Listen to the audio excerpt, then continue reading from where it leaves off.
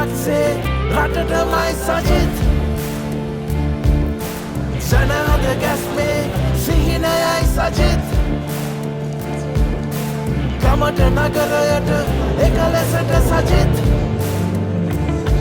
පරිණතනි කැලැල් සලකුණයි Sajith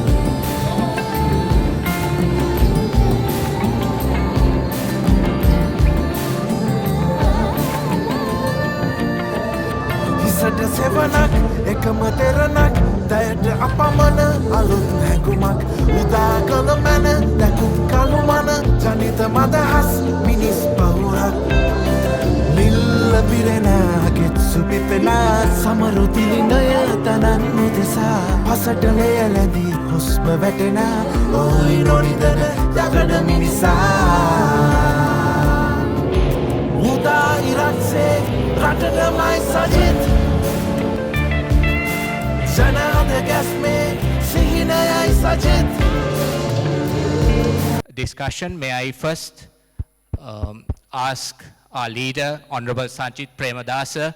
Today was a very historical occasion for the party as it launched its maiden manifesto. So my question to you, sir, is quite brief. In a nutshell, could you explain, like we've got a couple of key alternatives in terms of governance. Why would a professional would want to vote for the Samagi Janabala Vegaya? And also as quoting a statement from Winston Churchill, what he mentioned was never let a crisis go waste. So right now, the world faces a crisis, which has rippled down to Sri Lanka as well. So how would the Samagi Janabala Vegaya, once you are the Prime Minister, capitalize on it? Up to you, sir. Samagi Janabala Vegaya is an alliance and a political movement that was formulated to be the pioneer in providing solutions to the issues that the citizens of Sri Lanka face today. We are proud to be known as problem solvers, and also we have a dream that will ultimately result in the promotion of unity, prosperity, well-being of all citizens of our country. The unique character that distinguishes us from other political movements is the professional and thorough manner in which we will govern the country. Myself and Honorable Harin Fernando, who's here today, we have seen firsthand the functioning of government as members of the cabinet. And having had experience being an intern in the United States Senate under Senator Larry Pressler of South Dakota, and having had access to the institutions of government in the United Kingdom, I'm sorry to say that the manner in which governance takes place in our country, the methodologies that are adopted to arrive at policy decisions, the manner in which the decision-making processes and the policy implementation processes take place, I must say it's very, very unprofessional, unscientific, highly ad hoc, and on most occasions dictated by personal inclinations and personal interests. I believe Samagi Jana Balavegaya will provide the country with solutions that we have arrived at through thorough discussion, adequate policy debate, having gone through a process of cost-benefit analysis, and basically focusing ourselves on achieving our national objectives. We as a political alliance is single-mindedly focused on achieving our national interest. National interest encompasses various aspects: economic, political, security, defense, humanitarian, societal, and so on and so forth. So I believe Samagi Jana Balavegaya possesses the requisite personnel in terms of pioneering and implementing our political program, the development agenda, and we also possess personnel of high acumen and capabilities, those who will add value to our country, those who will become practitioners of governance with a wholehearted purpose. And I'm very confident that we have a team that can perform, we have a team that can achieve results, and we have a team that will achieve results according to a pre-planned timetable. So overall, I believe we are totally different from the traditional archaic political parties that you see in the present political field, and you all know that we are undergoing a process of serious democratic competition in order to elect the most suitable 225 to the legislature, which is the parliament, and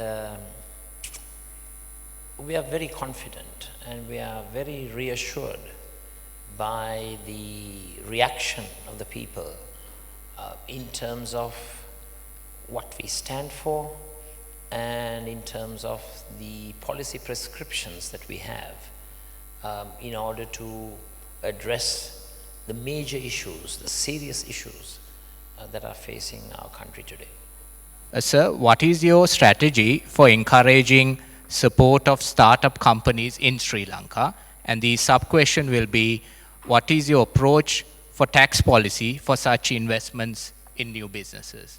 We as a political movement firmly believe the importance of small and medium-sized enterprises and the pivotal role that it plays in the wealth-creating mechanism of the country. As such, we will provide the maximum amount of support in terms of state support and state intervention policies that will encourage and induce the creation of new businesses, and we will adopt various support programs in terms of manipulating the tax instrument, the fiscal instrument, as far as government policy is concerned. So we will, of course, in several ways try to promote business startups. In terms of taxation, we will always encourage new businesses to start up, and we will have lenient tax policies in the beginning, so that these businesses have an opportunity to accumulate profits, and that will ensure that that they will be encouraged to expand. So first and foremost, we will have leniency in terms of implementation of tax policy. Second, I think one of the most important aspects of creating more and more small businesses is access to affordable capital. We will ensure that financial institutions will be set up specifically for the provision of low-cost capital for the business startups. And this will encourage these businesses to utilize these funds and resources at low cost, and this will enable and encourage them to move on in the ladder of prosperity. So the first thing we would do is we would use the fiscal instrument of taxation, provide tax relief, and provide a decent interval for the businesses to grow. Second would be access to low-cost capital in terms of these investors having access to a pool of funds at least cost, which would encourage them to set up more and more businesses. Third would be access to technology. We as a government would encourage these new startups to have access to local and foreign technology. We as a government will encourage that process and try to facilitate it by funding exchange programs, promoting Sri Lankan businesses abroad, and encouraging pioneers of new technology to have links with our businesses. Fourth, we will also ensure that the usual bureaucratic inertia that exists within the bureaucracy, which usually hinders and discourages people to come into the business processes. The approval processes will be streamlined. One-stop shops will be established to provide quick solutions for the multifarious problems that the business startups may face.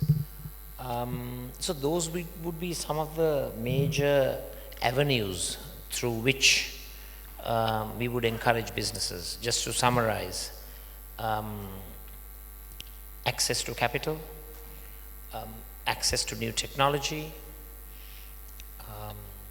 utilize the fiscal instrument to provide tax relief for infant businesses and infant industries, and last but not least, we would also encourage these businesses to have access to technology, and also have a very aggressive policy of trying to reach up to overseas markets. We will encourage the businesses to penetrate the various international markets that are in existence. and we will provide them with the fullest support. And we will be very, very proactive in supporting the small business field. My name is Fahmi. Thank you for creating this platform, whoever the organizer, Lairu and Honorable Anuradha. This question is to Honorable Sajith Premadasa, taking along the points that Dr. Mahen and Anuradha pointed out, where we need to implement good governance. And then Anuradha very rightly said that sometimes the government falls into the pressure groups. How is SJB going to balance these two? And how do they have a roadmap to practically implement certain ideas that they have to, help in paving the way for good governance? You want to know how we would respond to pressure groups, right? Yes, while also allowing the way for good governance. So basically what you're trying to insinuate is how we will not be influenced by the powerful, right?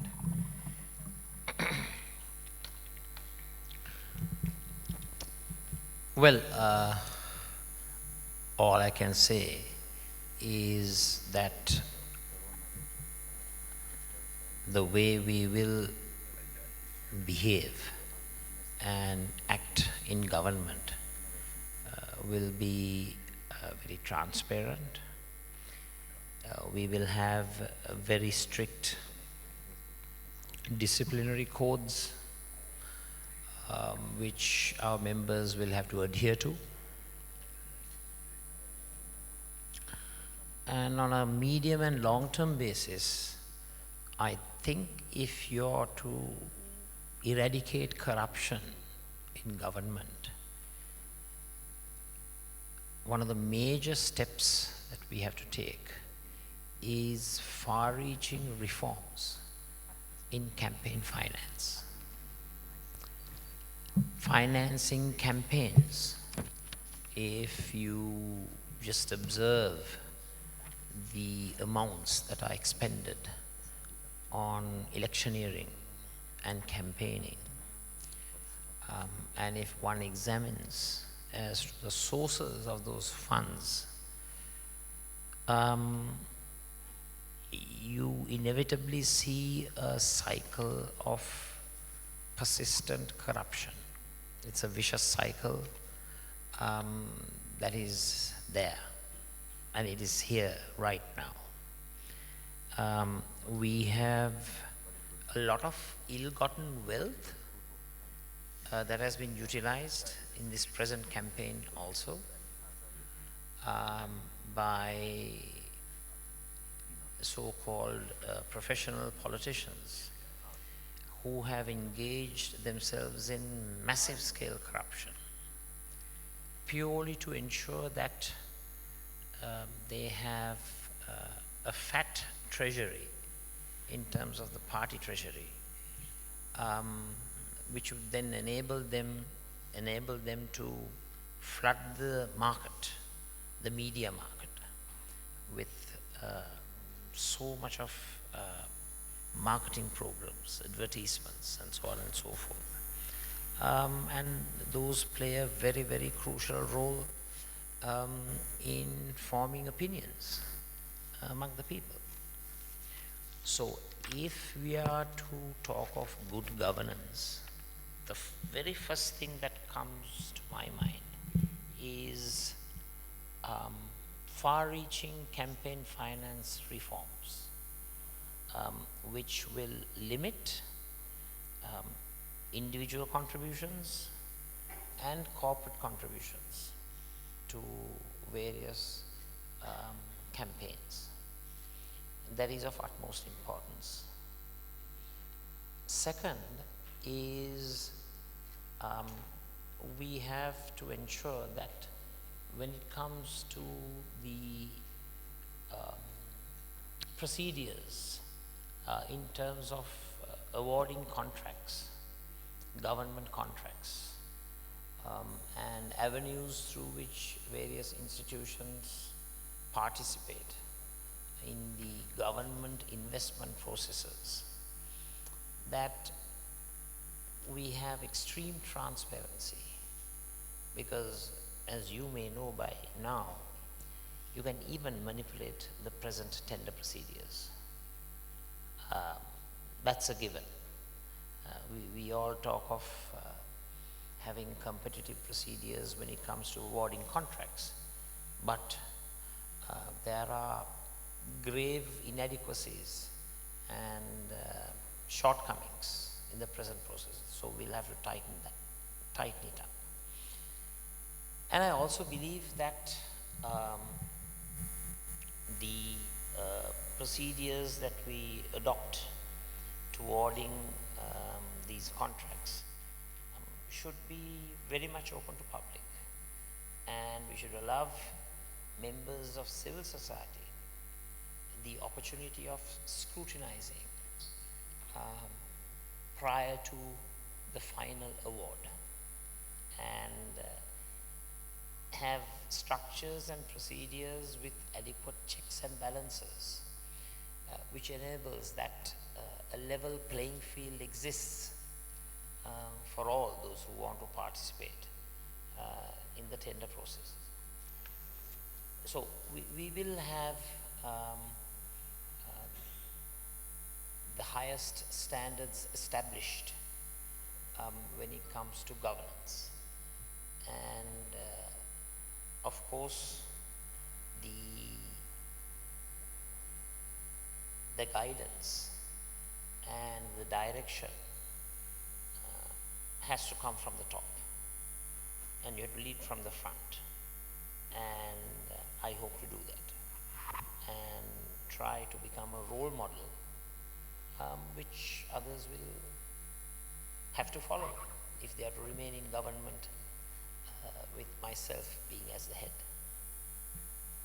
Premadasa, recently His Excellency President Gotabaya Rajapaksa said that he doesn't want the statutory, the parliament and also the judiciary to have any obstruction to his programs and his work. Already he has made several... Sorry, I don't understand. Can you please clarify? Now recently, yeah, Honorable Excellency the President publicly said that he doesn't want the judiciary and the parliament statutory to make an obstruction to his role. And he doesn't want to see that any. Already he has initiated so many presidential task force which covers various ministerial subjects and portfolios where the president is not empowered. In fact, to my understanding, even the defense ministry is, he is not supposed to have it. He is only an executive.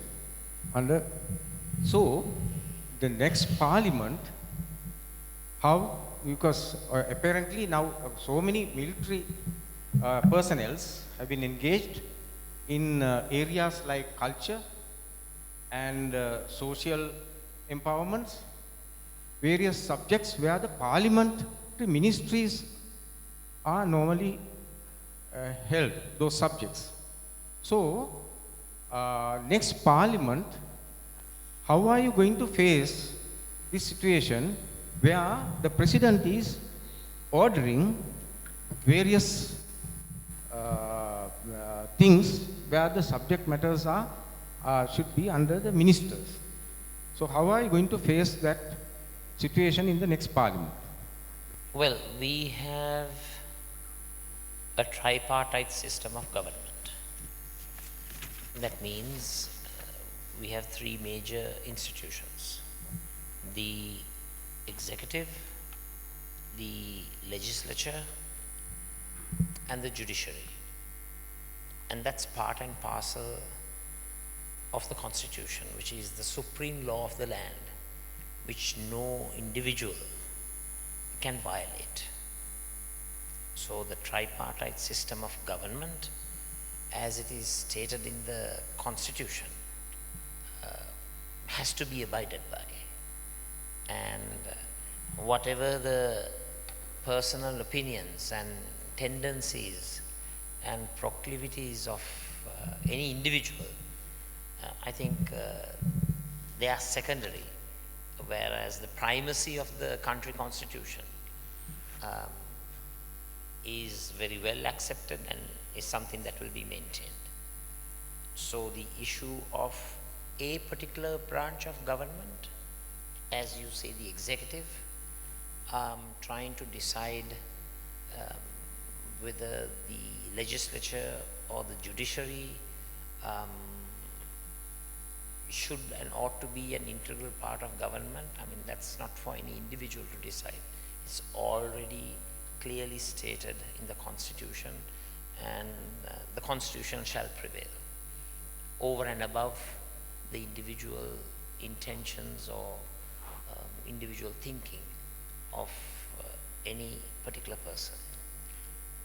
So we will have the tripartite system of government, and we will have a functioning judiciary, an independent judiciary, and we will have a transparent legislature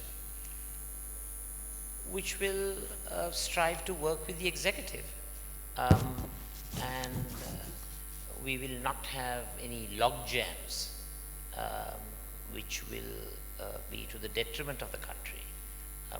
You won't have personal egotistical contests between the legislature and the executive. That is not the nation's interest. But we will have opportunities to work together, to be very productive and constructive in moving the national development agenda. So that's the answer to the first part of your question. Establishment of presidential task forces per se is not something that should be objected to if they are formulated to serve a particular purpose which is otherwise not addressed in an efficient manner. Let me give you an example. If the roles had been reversed at the November 16th election, I would have had several task forces, especially in promoting women's development, environmental protection, youth development. We actually signed up to several charters where we promised the establishment of presidential task forces specifically to achieve the objectives on behalf of that particular group.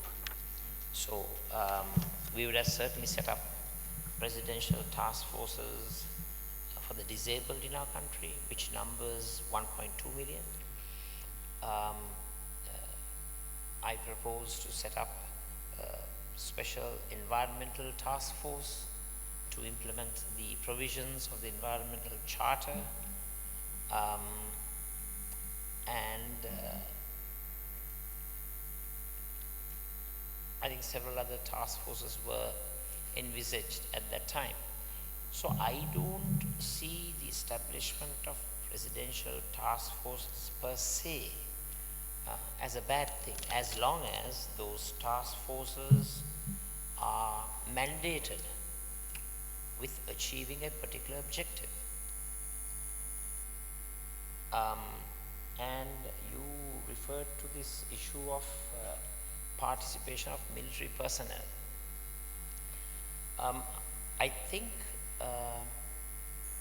the military, while performing its utmost to protect the national sovereignty and the national security of the country, there are occasions where the military can be used in an efficient manner in terms of crises. We have observed that the military, together with personnel in the health sector, performing an admirable role in terms of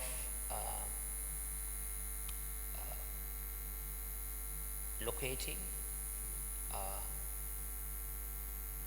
and securing those who have been infected by the coronavirus. And I believe the intelligence agencies performed a crucial function. So there are times where the military can perform an efficient role, but we have to be cognizant of the limitations. We have to ensure that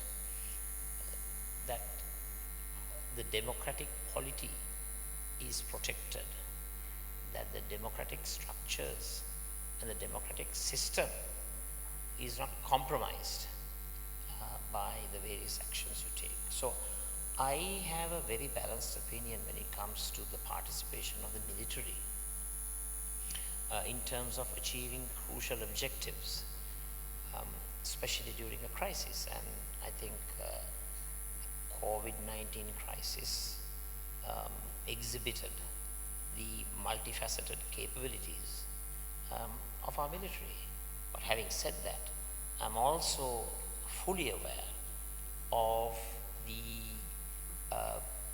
the boundaries which should not be crossed. The actions which may seem inimical to the existence of a democratic society, such actions we will not agree with. So it's a very balancing act. And in terms of tracing, locating those who were infected by corona, I think the military and especially the intelligence services performed an admirable role. But we should know the limits to which that option should be exercised. We should not adopt any method which would compromise the democratic system of our country. Thank you. My name is Mahishka and I'm a communication and English trainer. And I have had the privilege of working in quite a few districts in the country. Now, we often talk about the need of increasing English proficiency of students. But something that I have noticed is it's not just the students, but the English teachers themselves who need help in improving their language proficiency. So even I sometimes need a little bit of help to understand the sophistication of your vocabulary, which is amazing. But how do we help our teachers to at least be able to understand the majority of what is discussed on a global or even a national level? Well, my honest opinion as far as achieving high standards in English linguistic skills, I personally feel that we have to use all resources available to us to ensure that every citizen of this country is given the opportunity of reaching levels of excellence in terms of English linguistic skills. As such, I have proposed the setting up of centers of excellence in all of the divisional secretariat areas, numbering 332 in our country. These centers of excellence will not only be institutes that will impart English linguistic skills that are of international standard, but we will also combine education in terms of new technology, information technology, computer literacy, and the major themes that are prevailing in the international arena when it comes to skills. So in terms of skills development, I think it's good to learn some lessons from the various educational institutes that are set up in India, where I believe in all of the states of India, they have Indian Institutes of Management, IIMs, and Indian Institutes of Technology, IITs. And I believe the methodology that they adopt to impart knowledge is the English stream. I would love to set up these centers of excellence and to ensure that English linguistic skills that are of international standard, that knowledge is imparted to the youth, to the kids, and to the citizens of our motherland. And with such a process, we will also create people of skills, especially English skills, which will enable them to compete in the international labor market when it comes to job opportunities. That will enable high-valued, high-skilled Sri Lankans obtaining employment opportunities that are of a high level in the international labor market, which will in turn promote the enhancement of our foreign exchange reserves.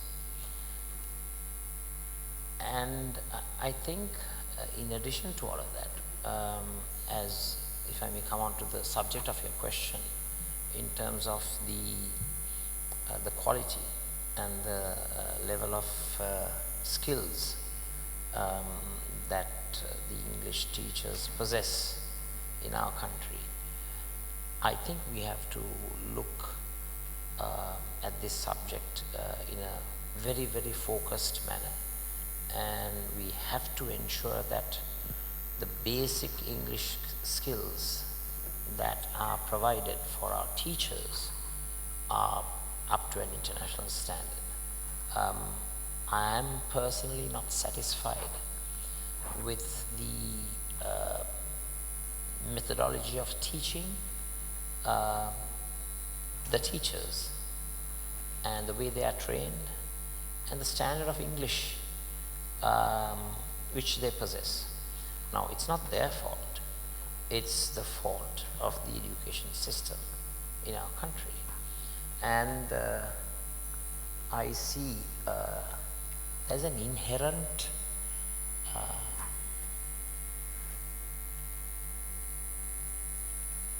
antipathy towards anybody becoming very fluent with posh English.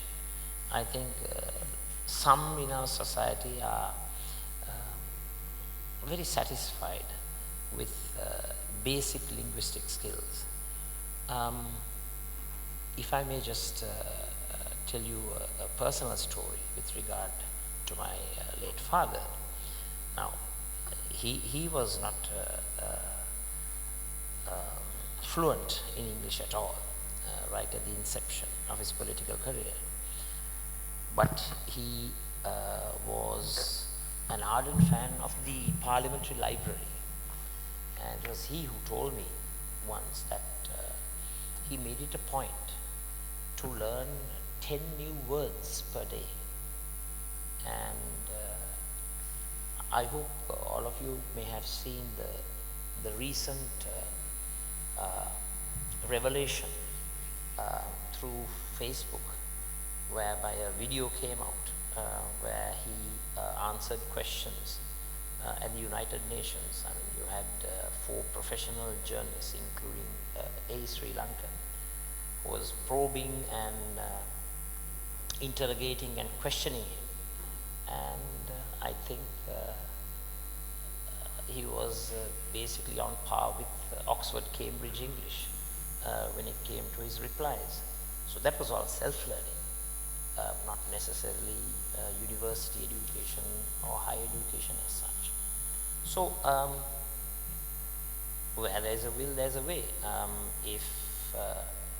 If one has access to a thesaurus or a dictionary, one can follow the Premadasa way and enhance one's standard of English. And I, for one, have always tried to do so. And I know there was a bit of a shirk in you when you mentioned about English with reference to Sajith Premadasa. The basic reason why I made some tweets, where I formulated some tweets, was the fact that there were some simmerings in society where they questioned my ability to speak in English. So I wanted to put the record straight, and I don't mean to sound arrogant. I'm very much in favor of having the political hierarchy that is competing these days, including the present Prime Minister and the ex-Prime Minister, to come for an open debate with me in English and let the people judge about the relevant skills and capabilities of those who are aspiring to lead the country. I will now take the question that was sent to me. It's to the Honorable Leader. What is your strategy on facing such an unexpected situation such as this in terms of addressing questions of security, employment, health, and the imminent poverty situation in this country? Well, first and foremost, I would not engage in implementing insane policies. Right at the inception of this administration, I think there was a major mistake that was committed. That is, they enacted policies that that resulted in government revenue, loss of government revenue, amounting to 700 billion Sri Lankan rupees. Now, I am all for tax cuts. I think taxes are an inhibition to entrepreneurship, and I personally feel that taxes should be held at the lowest possible levels. Excuse me. However, I think the government went on a tax cut binge, which resulted in the government marginalizing itself and minimizing the options available when it comes to fiscal policy. The loss of revenue amounting to 700 billion Sri Lankan rupees at one go is unheard of. The economically prudent manner in which those tax cuts should have taken place should have been in a gradual manner, where you have a particular percentage of tax cuts taking place, and after that you go through an analysis and an examination of the actual revenues and expenditures of government, done a study of it, and then you go on to the next stage of tax cuts. the government did not follow that particular program. They gave a huge tax cut which resulted in loss of government revenue, which basically pushed ourselves into a dark corner. And we were left with minimal fiscal options when this COVID-19 crisis came about. If I may say so, the government did not take serious note of the warnings that were expressed, especially by myself, on the floor of the House on the 24th of January and on the 5th of February. I think the government could have taken very pragmatic decisions which would have minimized the damage to the sectors that you just mentioned. I think soon after the presidential victory, the government was adopting a one-track policy, and no matter what happened in our country, no matter what happened in the international arena, the government was totally focused on the parliamentary election and trying to obtain a 2/3 majority. They did not give due recognition to the serious challenges that COVID-19 was posing. Now, having said that, I have to say, you mentioned 3-4 areas: the arena of security, health, employment, and poverty. I think in all those 4 aspects, we have become highly vulnerable. Now, what's the solution? The solution, as I believe, is we have to take all efforts to resuscitate the economy. Let me go back in history for a moment. The world did undergo an economic depression. It was called the Great Economic Depression, which spanned from 1929 to 1933.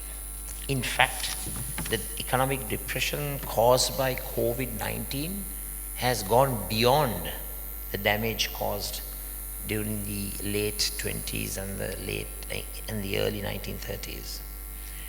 Now, it was during that time period where the whole world agreed on this policy of economic resuscitation, whereby you pump the economy with adequate financial resources that will in turn lead to a boost in the economy. This is exactly the policy that was followed by President Franklin Delano Roosevelt, the President of the United States, in the 1930s. I'm sure you're all aware of the New Deal program that he promulgated, and it was very successful in terms of overcoming the economic disasters created by the Great Depression. So right now we are facing repercussions from an economic depression that goes far beyond the consequences of the 1930s depression.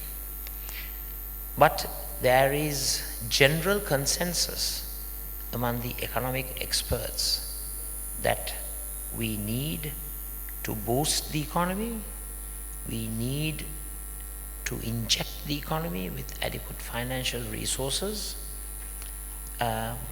which will in turn lead to an upward trend in the local economy. So, if we are to speak in specific terms, in terms of economic theory, it's the John Maynard Keynes' theory of aggregate demand management.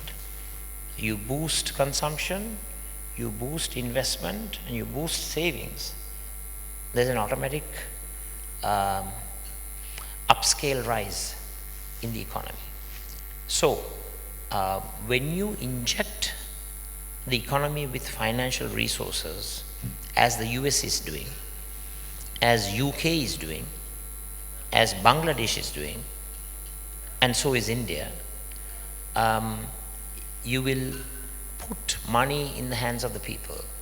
So when you put money in the hands of the people, people will consume, they will invest, and they will also save. The three major components which will boost the economy. So it's simple economic theory, which our government does not seem to understand. You have President Trump, who is having a continuous and persistent fight with his political opponents, the Democrats. So you have the continuous fighting between the Republicans and the Democrats, but when it came to the economic crisis, even two personnel who are in extreme polar positions like Nancy Pelosi and Donald Trump, they got together, the Democrats and Republicans got together, and they passed the fiscal stimulus package amounting to 2.3 trillion US dollars. Monies were sent by mail through checks, and that's what was implemented in US. What happened in UK?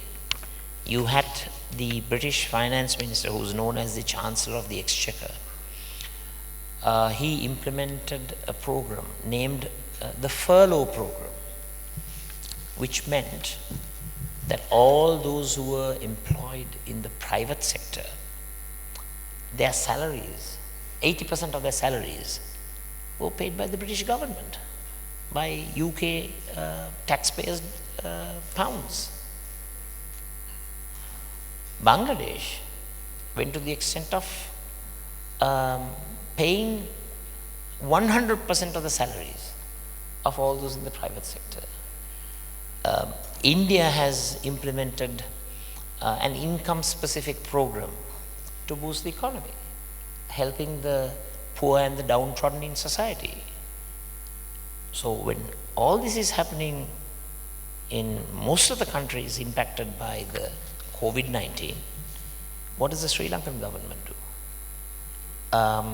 They expend with 2 slots of 5,000 rupees per family, and unfortunately the process which you have to go through to obtain those funds, the costs are over and above the 10,000 that you receive, because you have to go through the whole rigmarole of going and begging the pohuttuwa politicos. I mean, you have to basically kneel down at their feet and start begging.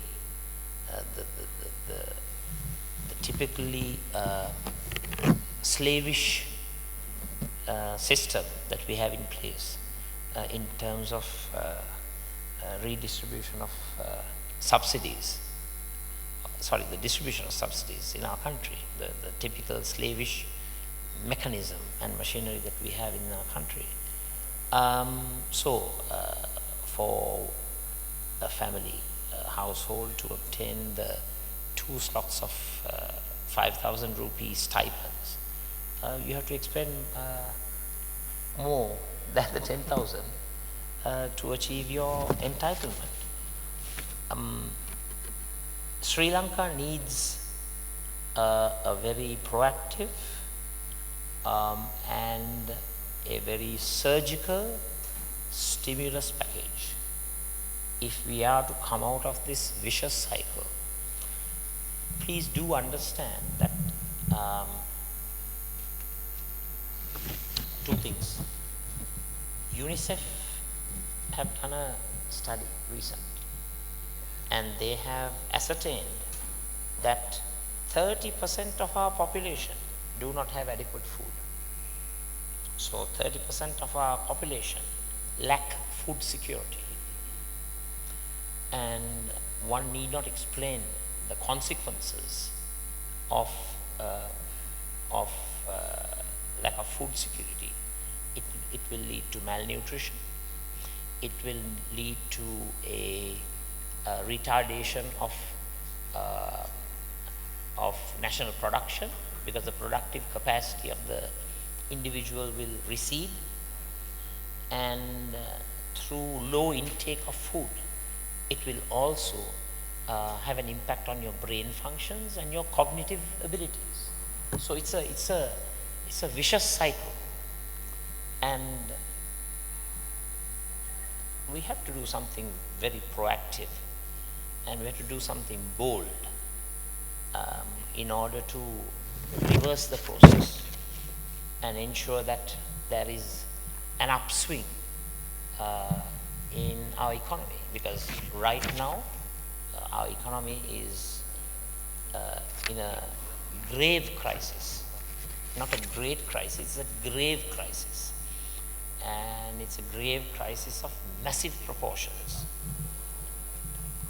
If we don't make a turn, you will have a cataclysmic effect of, just a complete fall down of the economy, with all the major macroeconomic indicators going into the negative, and you will be on a slippery slope towards economic Armageddon, right? So that is why I have proposed a stimulus package to be channeled through the less fortunate in our society.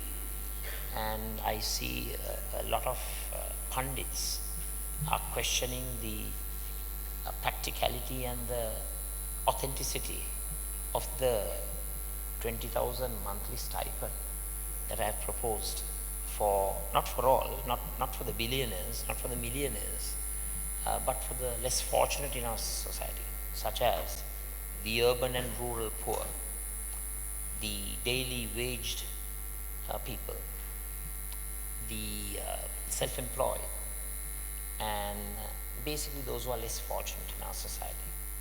I think that's a prudent way to boost the economy, and you are providing a practical fiscal stimulus package, not till time eternity. It is only up until we get an economic upturn. And I can't for the world of me understand why they are questioning this aspect, because everywhere around the world, countries and economies badly impacted by COVID-19 have adopted this Keynesian fiscal stimulus program.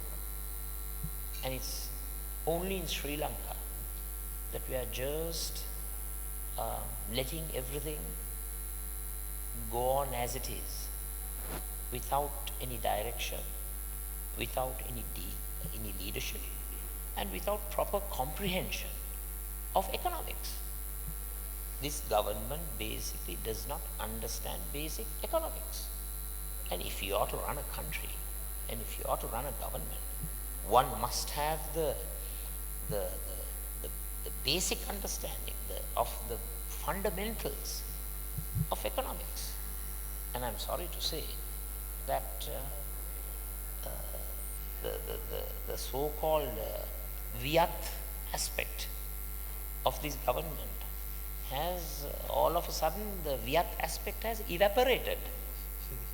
I don't know where the Vyat aspect is taken. I don't know who the economists are who are advising this government. Basically, this government does not know its economics, nor do they have the requisite personnel to advise them on economics. Of course, they have one capability, and that capability is when one proposes economic programs such as what I have done, they have the capability of utilizing the ill-gotten wealth to fund troll farms, both domestic and abroad, and manipulate the media through cut and paste news stories. That's what I call them. That's the cut and paste media. Not all, just certain aspects of our media. I call them cut and paste because they cut the story and paste what they want to achieve in order to promote their own personal political agendas. So you have troll farms with thousands and thousands of computers and